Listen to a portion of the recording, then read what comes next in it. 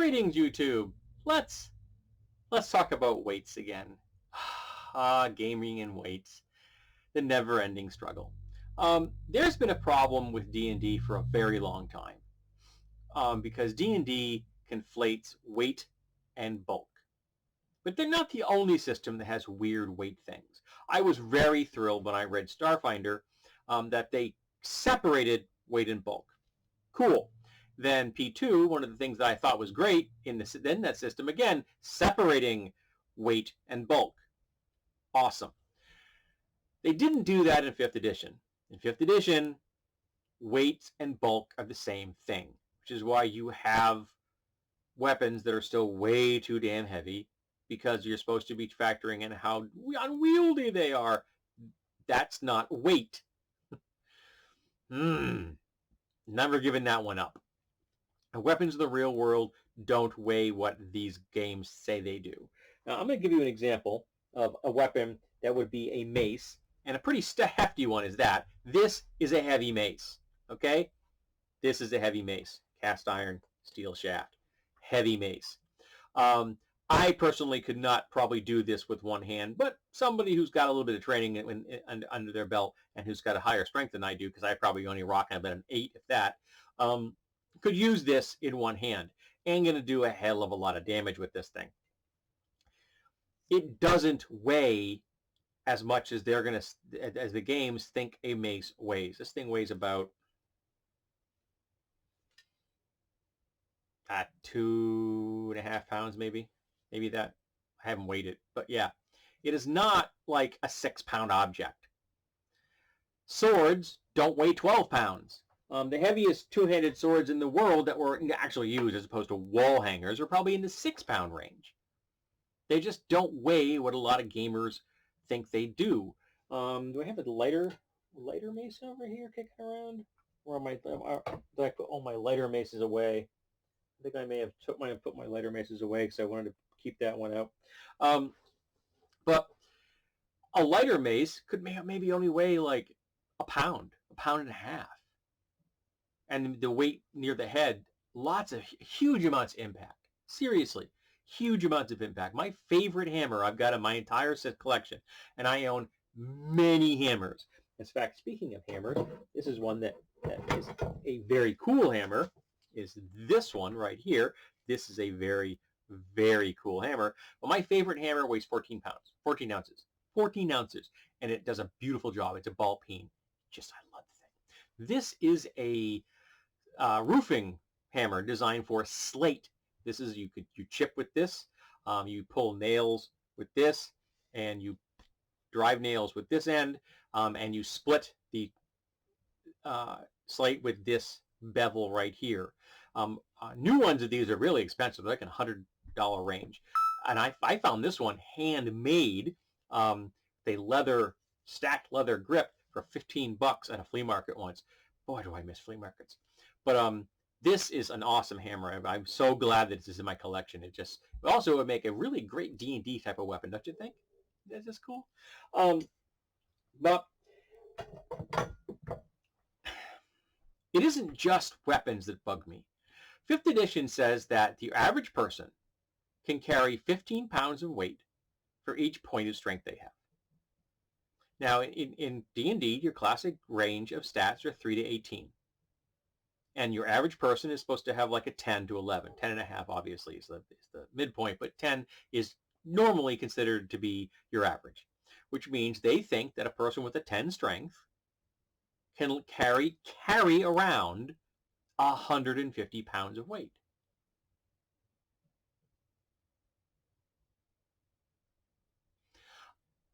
I think your average person with a 10 strength would be hard-pressed to drag 150 pounds. They may be able to lift 75, but carry for any kind of duration? No. Go talk to backpackers.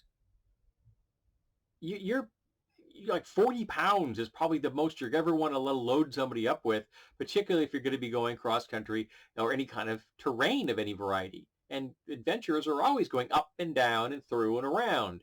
And you don't want to be carrying around a huge amount of stuff. It is absurd that it's 15 pounds per point. It just strikes me so often that game designers have never put on armor, have never picked up a weapon, have never been backpacking. Look at the U.S. military. Even they don't recommend that much weight for your average soldier in the field. Maybe somebody parachuting out of a plane may have 100, 150 pounds of gear on them, but they're dropping straight down. They're not going to be hiking around with that stuff. I think the heaviest loads I've ever heard of were like in the 90-pound range. And that was for professional, dedicated soldiers. Soldiers who did nothing but soldier. That's all they did as a living. So you're talking people who probably had strengths in the 15 to 16 range. Hardened veterans of numerous campaigns and thousands of miles of marching. People that are in the best condition you can imagine for your average person. But a 10 strength, 150 pounds, that's nuts. Then I was looking at the Witcher game. And they also have some very strange limits as far as the amount they can carry. I can't remember the specifics. But what did stick in my head is how they talk about the gear used to carry things. So like, what type of gear is designed to carry stuff and how much it will allow you to carry. For example, a bandolier, which goes from across your body. Sometimes it's used to carry a weapon on the end. Sometimes it's not. But often used to carry cartridges. Like in the real world right now, you can get bandoliers to carry rifle or shotgun shells, or even a pistol holster, things like that. And there was a time when you'd be also using them to carry paper cartridges, or just your powder flask and your gear. So bandoliers were useful devices to carry weapon and gear on you. But Witcher says that if you have a bandolier, you can carry 25 pounds of gear on a bandolier. 25 pounds? And then they're talking about a satchel. You know, like an oversized handbag, essentially. I carry an EDC bag every day, single strap, crossbody, hangs at my right side, very handy. I take it to work every single day. And the Witcher game seems to think that that thing will let you carry 50 pounds of gear. That is crazy cakes. Because it is quite reasonable for someone to have a bandolier and a satchel, or a bandolier and a pack, or a pack and a satchel. And you're just not carrying the levels of weight around. I don't even care if you're a Witcher. That's a hell of a lot of weight. I mean, well, maybe Witchers, they're essentially super soldiers. But your average person? No. The average person is not slapping on a 25-pound bandolier and a 50-pound satchel at their sides. And you're going to say, well, that's the maximum. No, it isn't the maximum. I don't think there's ever been a bandolier designed to carry that much weight in the real world. And crossbody satchels? No, they're not designed to carry 50 pounds of weight. 15 maybe, 20 at max. Do you know how much weight that puts on your shoulder when you're walking? Even mine, and I don't pack it heavy, and I've carried it for a time, you will feel it after a while. Even if it isn't all that heavy, you will notice it. You make it 15 or 20 pounds, and you are really going to be aching at the end of your day's march. But 50? No damn way.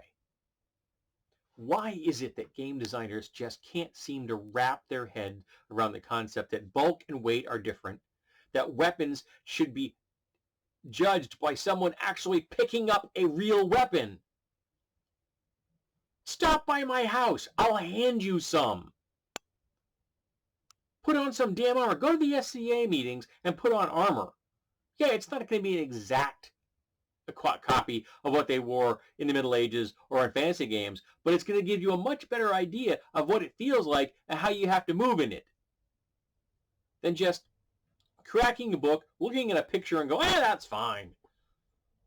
Oh yeah, by the way, we should need to get rid of studded leather. Never existed. But it's nuts to me that we have been doing this since the middle of the 1970s, and so few games have even gotten close to having anything that makes sense when it comes to weapon weights or armor bulk or carrying capacities or any of this stuff. Why is it so hard? Can anybody tell me that? Can somebody explain to me why it's so hard? And remember, these are systems written by people who will argue endlessly any point in the universe. So why isn't it that when they're sitting around the tables making decisions about what goes into their publications, somebody brings up, oh, by the way, it's absolute and utter bullshit that that sword weighs 12 pounds. Why can't we separate weight and bulk? I mean, Paizo, who is a company I am not happy with right now, even they could do it. So I don't get it. And I would really love if one of you out there could tell me. I'm sure there's got to be somebody who sees it at some point in history that could tell me from the perspective of a game designer, why is it that weights are so wacky in role-playing games? It bugs me. And I think it should bug more people, because it just breaks me out of any kind of immersion when somebody tells me that there's a 25-pound bandolier or that an average person can carry around 150 pounds. It's just nuts.